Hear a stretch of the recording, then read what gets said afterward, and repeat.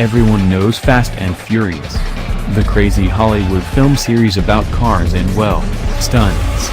While we all look forward to see Deepika Padukone in the next Fast and Furious film, you can test your racing skills in this game. The Fast and Furious Legacy game brings supercars and international race locations on your phone. So, put on your driving gloves and burn rubber through the streets. Build your Fast and Furious Legacy now.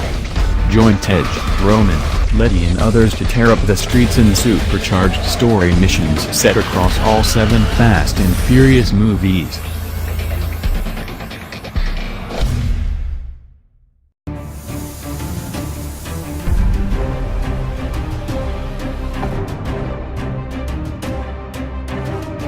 Traffic Racer is a simplistic, yet addictive endless racing game that nails down the feeling of reckless speeding through the traffic maze. Truth be told, I overlooked this game the first time I spotted it on Google Play because of the gazillions of racing games that all look and play alike, with different degree of irritation they cause due to intrusive in-app purchase, buggy performance or internet connection requirement. I gave Traffic Racer a second look when I saw someone else playing it, and immediately it became evident. The game deserves a say. This endless runner racer arcade manages to do what very few free titles accomplish to merge together, addictive and simple gameplay, attractive design and a just balance of being able to earn in.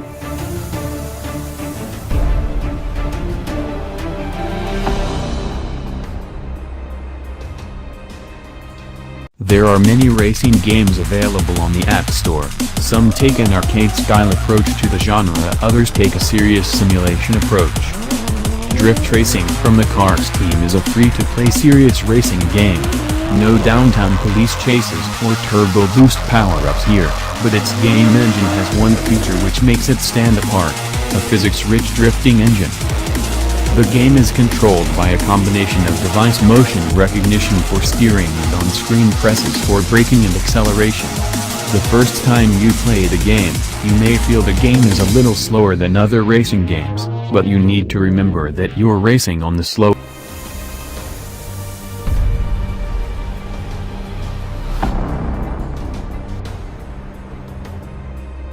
Microtransactions get a bad rap, but when they're done well, I don't really mind them. I get frustrated, though, when microtransactions limit the experience, and that's precisely Angry Birds Go's problem. It promises a high-quality karting experience with depth rivaling a console racer, and its cheerful bird vs. pig-themed graphics make for some light-hearted fun. But it's very obviously designed to push its microtransactions, and that stunts its would-be complex elements. The result is a downhill kart racer that looks great and plays well, but is really far shallower than it initially seems.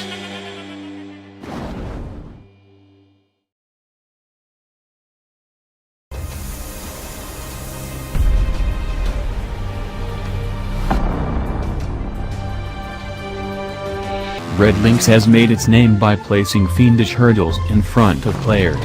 In taking its beloved Trials series to mobile, it has erected a few obstacles in its own way. Namely, how to adapt the game's famously nuanced control to a touchscreen, and how to translate their firm but fair approach to victory to the baggier requirements of free-to-play. In both instances, Trials Frontier grinds its gears and suffers penalties, but it's not quite the fatal crash fans might expect. One of the big changes from Trials past is that there's now a story, of sorts, populated by a colorful cast of characters in a dusty frontier town. You've wound up there after an opening level cave-in, sadly, not the last time the game forces failure on you to move its tail forwards, and since the townsfolk have been ripped off by a rival biker, you're recruited to save the day. To begin with, it still feels a lot like Trials, despite the superfluous trimmings.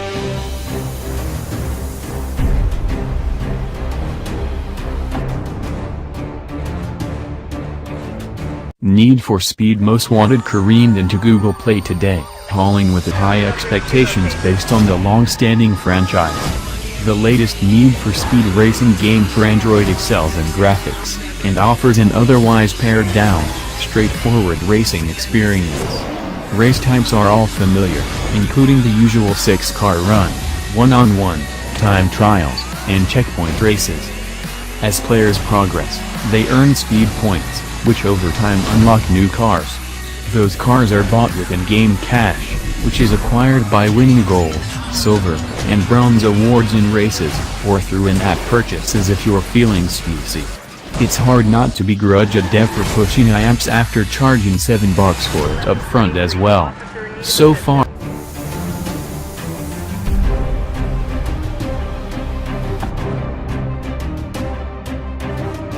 in Need for Speed, No Limits, you'll be competing in countless underground street races on your journey to be the best street racer there ever was. At least, I think so. Just like with most other NFS games, the storyline doesn't really matter all that much. You're quickly introduced to a slew of generic characters that for the most part stay out of your way throughout the entirety of the game. To be honest, though, I'm perfectly content with a lacking storyline. No story is better than a bad one, at least in this case. Just let me race. Even though the story is pretty lacking, there is a lot here in terms of overall content. There are a total of 30 cars in the game, each with their own set of upgradable parts and customizations. The more races you complete, the more parts you'll win. No Limits is brought to us by the folks who made Real Racing 3, which is one of the most realistic looking racing games. Surprise, surprise, available in the Play Store. And judging by No Limits graphics, it's very apparent that they put a lot of effort.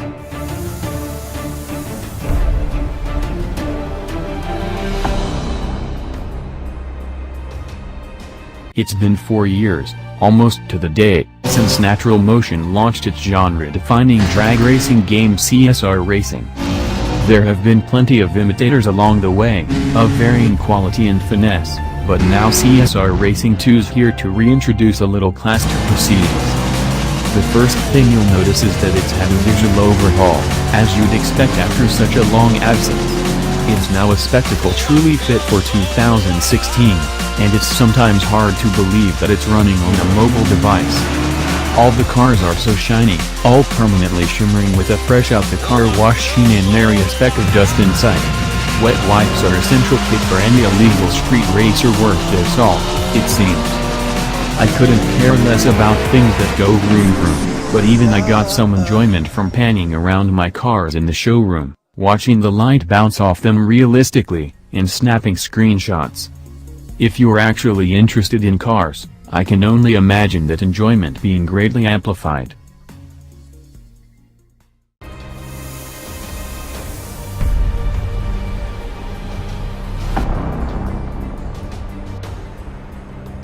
There's no need to bore you with every little detail of how racing games work.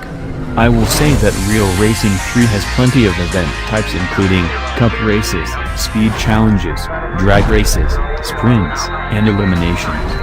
There are also tons of tracks from the Indianapolis Motor Speedway to Hockenheim in Germany. Each race you finish nets you experience points and cash, more on that later. Like most racing titles, you don't have control over the accelerator in your car, in most of the control schemes. When the green light goes on, it's pedal to the metal. Tapping on the screen applies the brake, but that's the only time you need to touch the screen. Steering is handled by the accelerometer, so you can just tilt to turn the wheel. You can turn on more complicated control schemes with an on-screen wheel and manual acceleration, but don't bother. The controls feel very smooth, and the game actually behaves a little differently depending on your car's stats. I appreciate this attention to detail. You can probably tell the controls don't include any crazy special powers or a nitro boost. Real Racing